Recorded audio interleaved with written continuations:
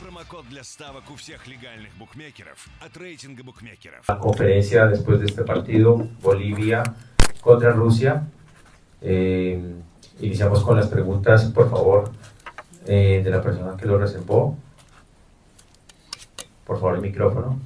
Добрый вечер, уважаемые друзья. Начинаем нашу пресс-конференцию после матча Боливия-Россия. Давайте начнем с вопросов.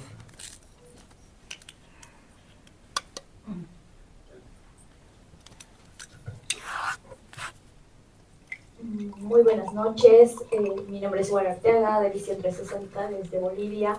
Frente a rivales potentes en la parte física y compactos como Rusia, ¿cuál es la receta a utilizar en noviembre ante Corea y Japón? Buenas noches. Sí, bueno, obviamente nos hemos enfrentado a un rival que es muy fuerte, muy técnico y muy físico, y nos ha costado encontrar salida. Producto de ello hemos cometido errores justamente en nuestra creación. Han hecho un pressing muy bueno que nos ha costado, pero bueno, estos partidos son para sacar conclusiones, para ir mejorando, y obviamente analizaremos a Corea y Japón, que hoy han ganado a Paraguay y Brasil, y por lo tanto estamos hablando de selecciones muy fuertes en las que debemos trabajar y corregir lo que hemos hecho hoy y analizar a los rivales. Gracias. Был вопрос из Боливии. После такой встречи с таким очень сильным соперником, как сборная России, который показал очень хорошую физическую подготовку, очень хорошую тактику на поле, как вы будете работать, как вы выйдете против Кореи и Японии? Это те матчи, которые вам предстоят. Ответ главного тренера сборной Боливии. Доброй ночи, уважаемые друзья. Да, действительно, мы сегодня на поле встретились с очень сильным, очень мощным техничным и хорошо физически подготовленным соперником. И для нас было действительно это очень сложным. То, как мы играли, можно сказать, что мы совершили ряд ошибок. Российская сборная очень хорошо прессинговала. И такого рода матчи, они всегда очень полезны, потому что мы можем сделать выводы, мы эти выводы сделаем, мы поймем, как нам улучшить нашу игру. И, конечно, в преддверии матчей против Кореи и Японии, которые, соответственно, уже выиграли у Парагвая и Бразилии, нам нужно будет очень хорошо и серьезно подготовиться, потому что это тоже очень серьезные соперники.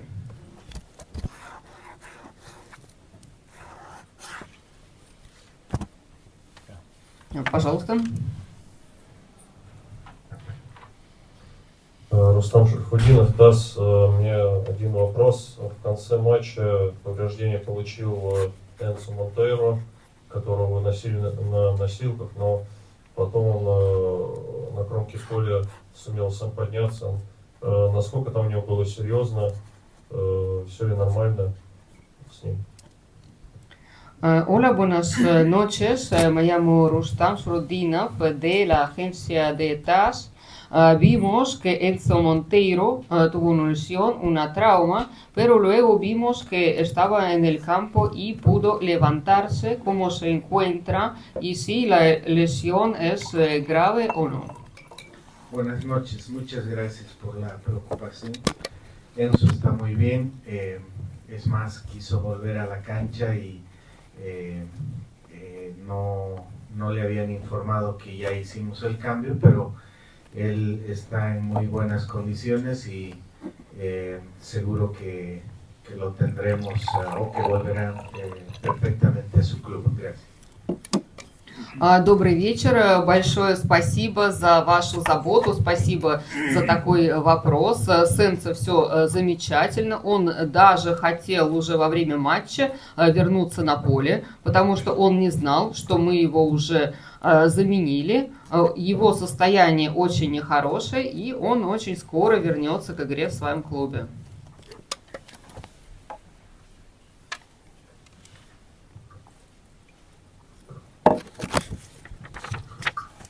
Здравствуйте, Андрей Дзюба, прогноз.ру. Вы довольно лестно отозвались об игре сборной России. А на какое место она претендовала бы, если бы выступала в южноамериканском отборе на чемпионат мира? Hola, buenas noches. Me llamo Andrei Chuba de Al Medio, Prognosi.ru.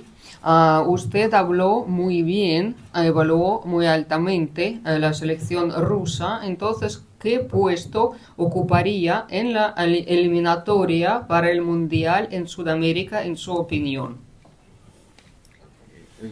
Rusia sí jugaría en Sudamérica. Sí, sí. Bueno, creo que hay muy buenas selecciones en Sudamérica. Hay jugadores que la mayoría de los países juegan en grandes ligas europeas y es bastante difícil.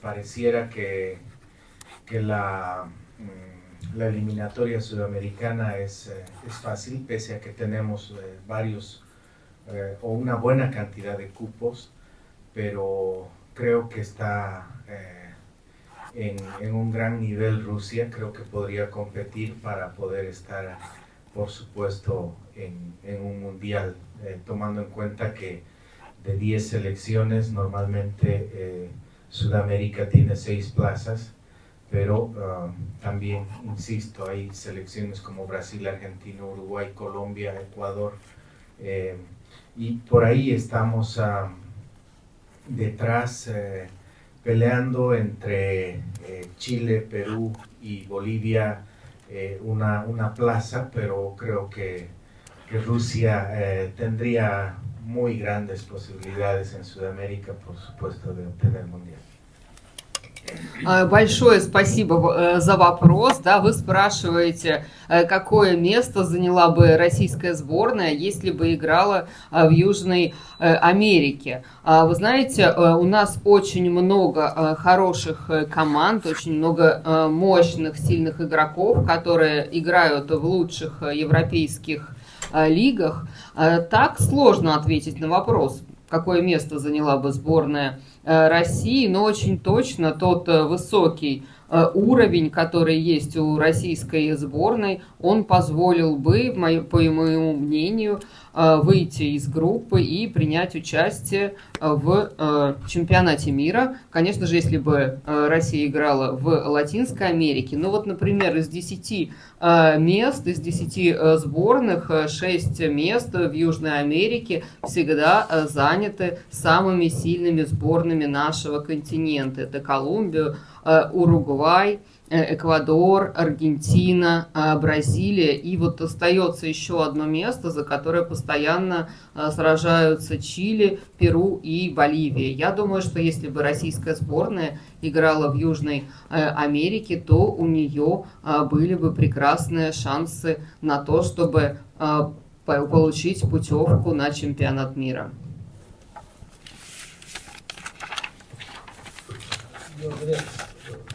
Добрый вечер.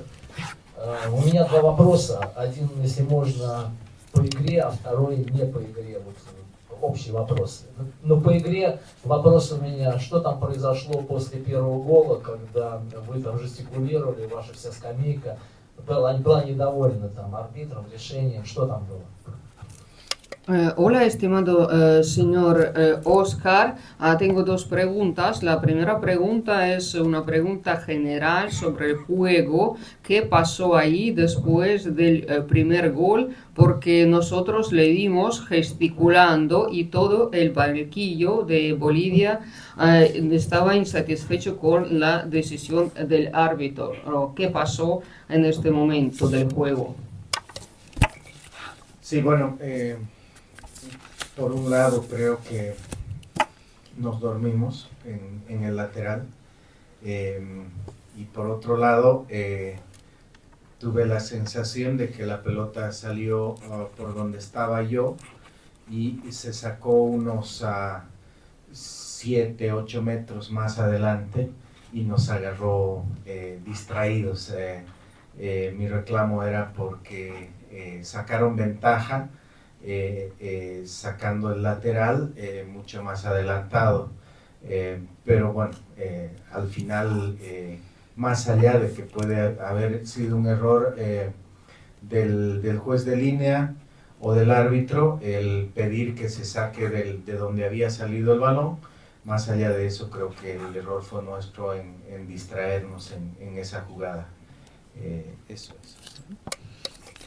Да, то, что касается этой ситуации, я как раз стоял непосредственно в том месте, когда мяч закатился. Мне кажется, что он закатился в бок, около боковой линии, он был слишком далеко, и мы отвлеклись на этот мяч. Нам казалось, что не было правильным решение судьи или бокового арбитра в данном случае. Ну, мы просто отвлеклись, и мне кажется, что на самом деле это и была наша ошибка. Нам не нужно было отвлекаться на то, где был мяч, причем всем. И еще один вопрос, у меня второй. Вот у нас был чемпионат мира в Москве, вы, наверное, помните, и были команды Перу и Чили выступали. Мы эти команды хорошо знаем, и сейчас они опустились прямо на самое дно здесь в отборочном цикле. Можете хотя бы 2 слова сказать, что там происходит, смена поколений, или что там вообще вот с этими командами? Pues la segunda pregunta, ustedes recordarán el Mundial de Moscú. Ahí, bueno, de este mundial recordamos perfectamente a los equipos de Perú y Chile, los conocemos muy bien, pero actualmente cayeron, si se puede decir, al fondo. ¿Qué está pasando con sus selecciones? ¿Es por cambio de generaciones? ¿Por qué están en tan mal estado? Una pregunta de Perú y Chile, ¿no es cierto? Sí.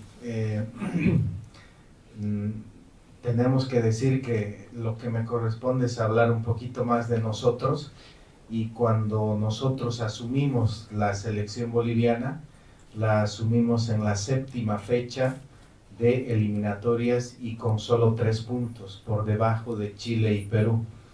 Hicimos un cambio generacional, que es el que ven ahora, que es un plantel muy joven, y pudimos sobrepasar a Perú y Chile. Creo que desde mi humilde punto de vista, creo que Perú y Chile necesitan también un cambio generacional. Han tenido generaciones de grandes jugadores que los han llevado justamente al Mundial, pero que ya estas selecciones creo que necesitan una renovación.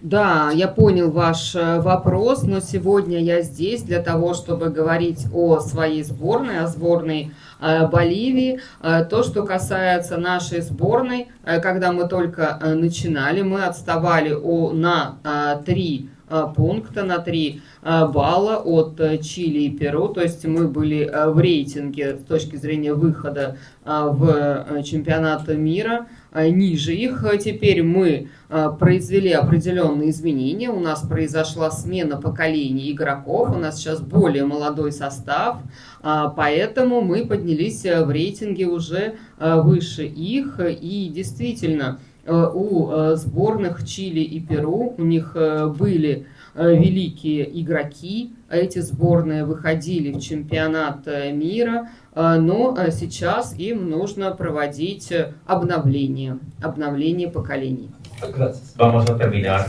esta rueda de prensa. Les agradecemos a todos su asistencia. Como siempre, es un placer estar acá en Rusia. Muchas gracias. На этом мы заканчиваем пресс-конференцию. РБ Макс. Промокод для ставок у всех легальных букмекеров от рейтинга букмекеров.